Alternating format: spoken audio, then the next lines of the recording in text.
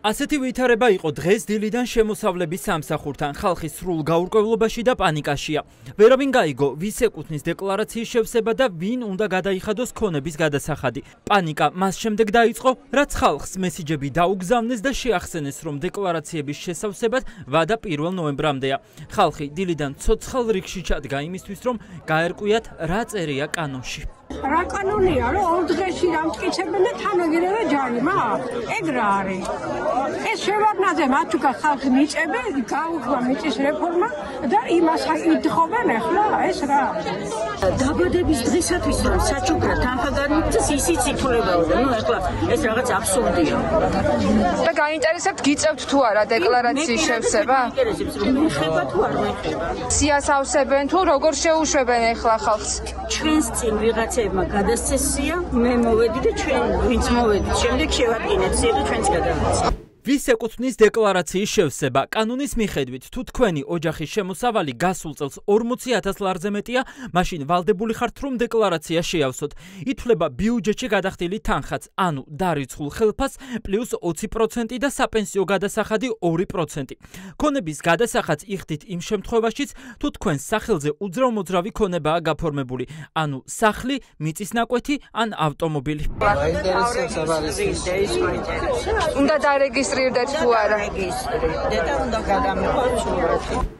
თავარი პრობლემა, რომელიც კანონს აქვს სიძველეა.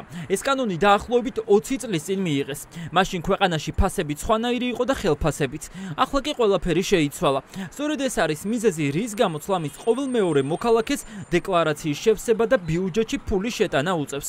თუ ოჯახში მინიმუმ 2 ადამიანია დასაქმებული და თითოეულს ხელფასი მინიმუმ 1200 ლარი აქვს, ავტომატურად მათ ქონების გადასახადის გადახდა უწევთ. შემოსავლებში ითვლება ემიგრანტების მიერ გადმორიცხული თანხები. დღეს ადამიანებს, რომლებსაც ამ გადასახადის გადახდა უწევთ, იმიტომ კი არ უწევთ, რომ გამდიდრდნენ და ყველას შემოსავალი 40,000-ზე მეტი გახდა, არამედ იმიტომ, რომ დღეს შემოსავლები, გაზრდილი შემოსავლები ინფლაციის გამო თავისი მსყიდველობით უნარიანობით არის სამჯერ ნაკლები, ვიდრე ამ გადასახადის მიღების დროს იყო. შეიძლება ითქვას, რომ მთელი ქვეყანა ზის ბომბზე. რეპრესიების ინსტრუმენტად შეიძლება იქნას გამოყენებული ეს ხელისუფლების მხრიდან. კანონის მიხედვით ოჯახის წევრად შეიძლება ყველა ჩაითვალოს ვისთან ერთადაც ხანგრძლივად ცხოვრობთ. კალკულაცია, რომელსაც გვთავაზობენ, ბევრ კითხვის ნიშანს აჩენს. ანუ გამოდის, რომ ლამის მთელ ქვეყანას ამოცემულობით დეკლარაციის შევსება უწევს. ეს იმ ფონზე, როცა ოცნების მაღალჩინოსნები ჯერ თვეები მალავდნენ საკუთარ დეკლარაციებს, ახლა კი სწორედ ამავე დოკუმენტში არსებული ყალბი ჩანაწერების გამო მიდის სამართლებრივი დავა მათ წინააღმდეგ.